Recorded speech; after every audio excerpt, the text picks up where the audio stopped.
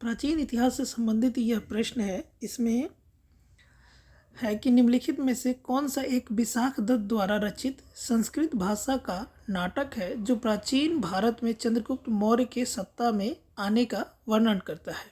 अब इसमें आप देखें, इस प्रश्न को करने से पहले तो यहाँ पर दो शब्द हैं जिसको आपको मार्क कर लेना चाहिए। पहला कि विशाख दत्त द्वारा, और दूसरा कि जो प्राचीन भारत में चंद्रगुप्त मौर्य के सत्ता में आने का वर्णन करता है। तो ये दो बात से आप इस प्रश्न का आंसर दे सकते हैं। पहली बात तो ये कि रत्नावली जो है वो हर्ष से संबंधित है, तो ये ऑप्शन तो हो नहीं सकता। मृच्छकटिकम जो है कि आपको ये शूद्रक से संबंधित है, तो ये भी प्रश्न का आंसर नहीं हो सकता। अब दो बच गए। आपको पता है कि देवी चंद्रगुप्तम और ये मुद्रा राक्षस, ये दोनों विशाख दत्त द्वारा रचित हैं, ठीक है। लेकिन इनमें किसमें चंद्रगुप्त मौर्य के सत्ता में आने का वर्णन है, तो आपको ध्यान रखना है वो है मुद्रा राक्षस के अंदर, ठीक है।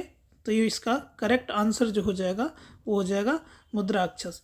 इसके बारे में और भी डिटेलें यहाँ पर है कि जैसे अगर आप देखें तो जो हमारे विशाख दत्त हैं वो गुप्त साम्राज्य के समय थे, गुप्तकालीन समय के समय ये थे।